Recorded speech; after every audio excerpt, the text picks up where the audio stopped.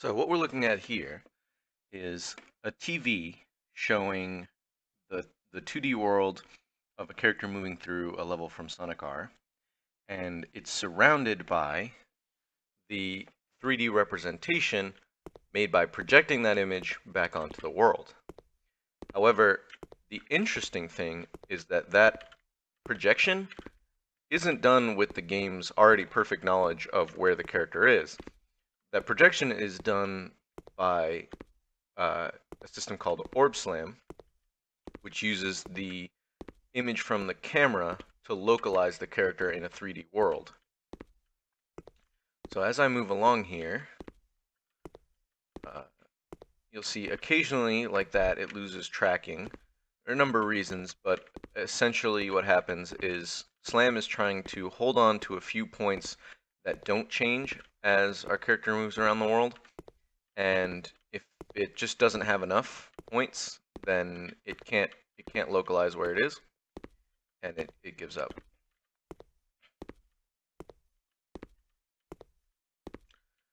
You'll notice some polygons disappear. That's because each tick that adds polygons to the scene, so you can see them adding a couple times per second there, that adds 64 times 64 squares. I'm using almost the maximum number of vertices that a mesh can have in Unity.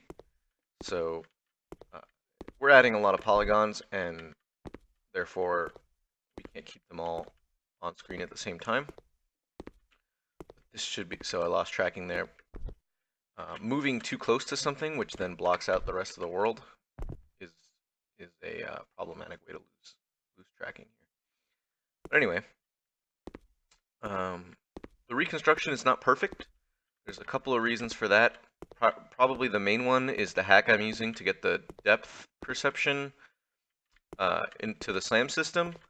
Involves converting that that depth information into a 8-bit value, when really it needs to be a 32-bit value.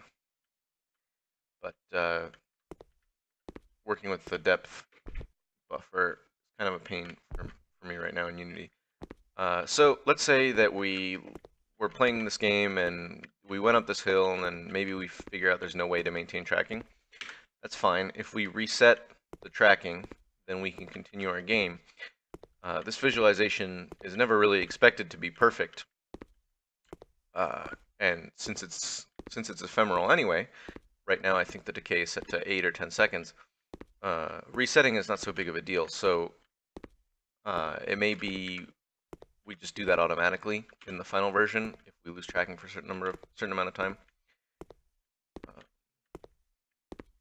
Alright, I don't know why this area is giving me such a problem. Let's establish some points using this tower here. Walking side to side gives it lots of parallax to work with to localize more points. Translations give it more information about the world because of the differential in the way things move around. But rotations give it no information and actually confuse the frames where it is trying to get information. But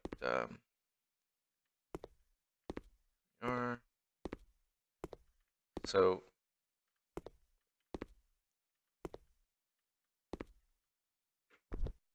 all right, and in this colorful area, I think you can really see the benefit of a system like this, where